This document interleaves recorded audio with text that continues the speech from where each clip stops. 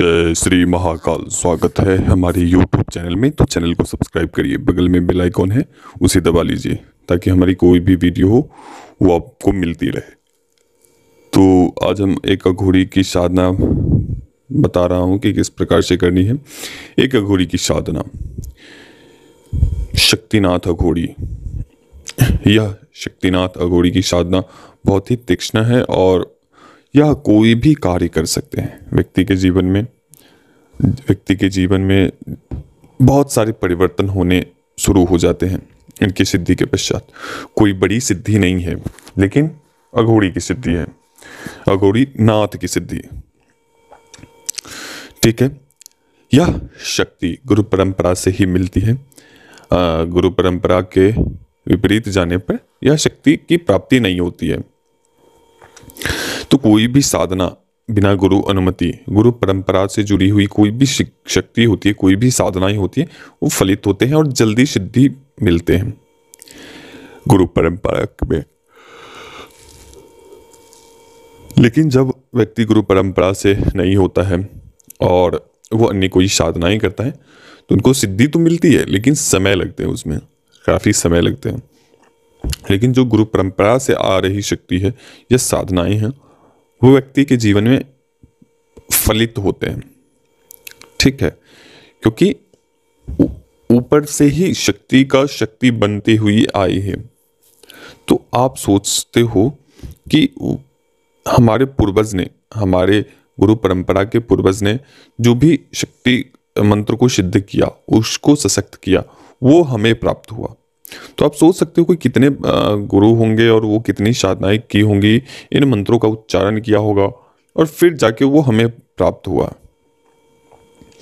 तो उसकी तीक्ष्णता आपको पता होनी चाहिए कि कितनी तीक्ष्णता होगी उसमें। तो ये गुरु परंपरा के मंत्र होते हैं, गुरु परंपरा के साधनाएं, शक्तियां होती हैं।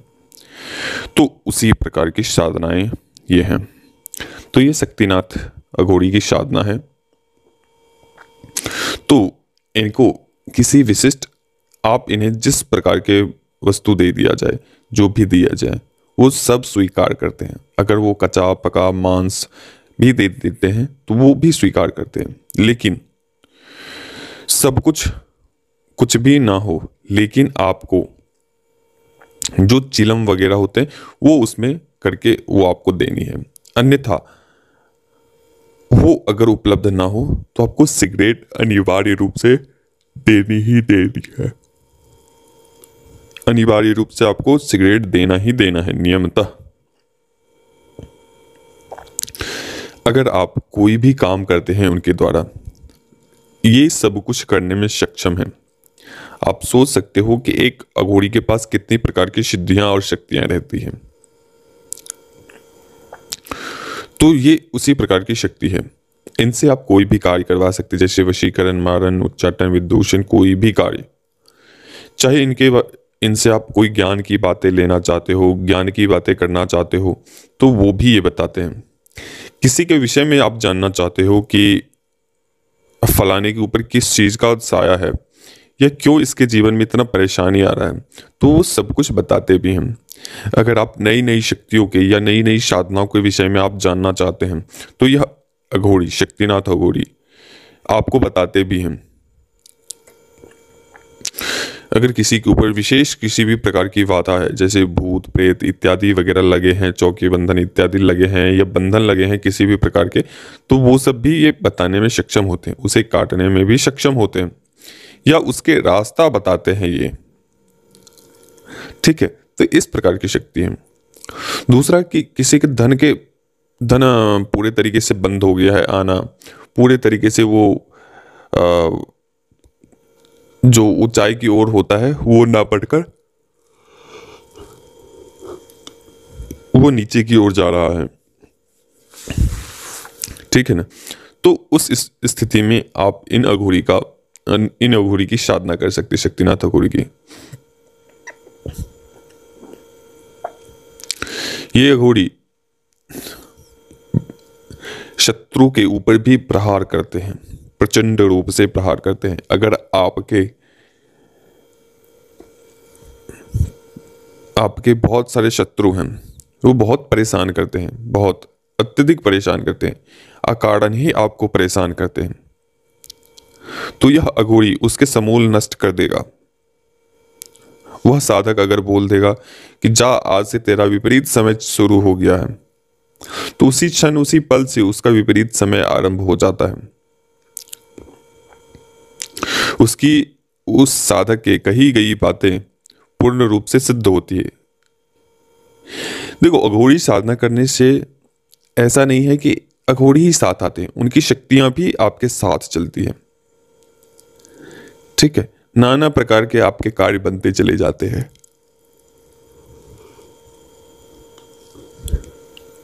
अगर किसी व्यक्ति को विपरीत स्थिति से गुजर रहा है, वो बहुत तकलीफ में है, बहुत दिक्कतों में है, मानकर चलिए किसी के पेट में दर्द होता है अत्यधिक, वो अकारण ही दर्द होता है, डॉक्टर के पास चला गया, बहुत सारी जगहों पे चला गया, लेकिन वो ठीक नहीं हुआ।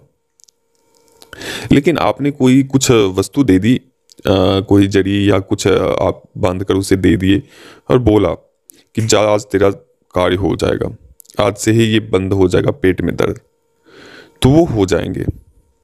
तो ये किनके द्वारा?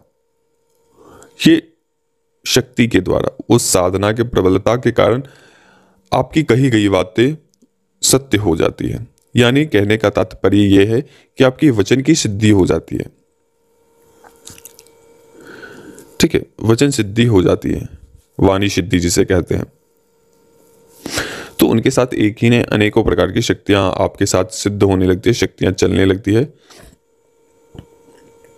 तो चलिए हम साधना के विषय के ऊपर आते हैं। साधना आपको शमशान में करनी है। इसमें आपको चाहिए होंगे मछली के दो मछली लेने हैं आपको। ना इतने बड़े होने चाहिए, ना इतने छोटे होने चाहिए, मध्यम वर्ग वाला मछली चाहिए इसमें। और मध्यम साइज की मछली होनी चाहिए, 2 पीस। और उसमें आपको चाहिए होंगे कुछ पुष्प और आधे मीटर के करीब कपड़े, काला कपड़ा लेना है। उसके ऊपर साबुत उड़द डालनी है। चारों कोनों के ऊपर एक एक पुष्प रखने हैं, चाहे गेंदे के ले लीजिए, चाहे गुड़हल के ले लीजिए, चाहे कोई भी पुष्प का ले लीजिए, सफ़ेद ले सकते हैं तो वो ले लीजिए। और जो आपने कपड़ा बिछाया है उसके चारों कोनों के ऊपर वो पुष्प रख देना है। और बीच में उड़द की दाने रखने हैं, 1 मुट्ठी या 2 मुट्ठी के करीब। उसके ऊपर एक दीपक स्थापित करने हैं। मछली के पीस रखने हैं, उनके समक्ष भोग के रूप में। 2 मिठाई रखने हैं, अगरबत्ती रखनी है आपको। और जो उनका चिलम है, चिलम को सुलगा देना है, सिगरेट को जला देना है। और थोड़ी सी शराब, प्याला, शराब के जो प्याले होते हैं वैसे आपको प्याले आपको तैयार करके रखने हैं। मिट्टी के प्याले हो तो अच्छा है, मिट्टी के प्याले रखकर और फिर उनका आवाहन करना है। आवाहन करके जो गुरु मंत्र वगैरह होते हैं वो सब आपको करने हैं। शरीर कीलन घेरा वगैरह लगाना है। और इसमें मुख्य बात यह है कि आपको जब भी आप यह साधना करें तो अपने पास एक त्रिशूल अवश्य रखनी है। त्रिशूल, 3 शूलों वाली त्रिशूल। ठीक है, तो जब जहां आप साधना करेंगे उसके इष्ट कोण में, ईशान कोण के अंदर जो 4 भाग होते हैं आपके काले कपड़े जहां आपने बिछाया है, उसके चौथे कोने जहां ईशान कोण होते हैं वहां उस कोने के पास उस त्रिशूल को लगा देनी है, गाड़ देनी है। और फिर साधना करिए। ये सब प्रक्रिया, यह साधना करने से पहले अपनी गुरु अनुमति अनिवार्य रूप से लेना चाहिए। ध्यान रहे, जो नियम तरीके बताए जाएंगे उसी अनुसार चलना है, ना कि विपरीत स्थिति में, ना कि विपरीत में जाना है। अपने तरीके से कोई भी संशोधन नहीं करना है किसी भी विधि विधान में। तो जब ये प्रक्रिया आप कर लेंगे तो और फिर आपको मंत्र पढ़ने हैं। मंत्र पढ़ते पढ़ते जो विशेष संख्या बताई जाएगी, मात्र 501 बार मंत्र जपने हैं। 501 या 551 बार या 521 बार उस मंत्र का जप करना है प्रतिदिन। यह साधना केवल और केवल 7 दिनों की है। यह सिद्धि 7 दिन, 11 दिन और 21 दिन की है। बहुत समय लगे तो 21 दिन की है, अन्यथा 7 दिन, 11 दिन और बहुत समय चला गया तो 21 दिन बहुत हो गए। तो इनकी साधना इस प्रकार से है।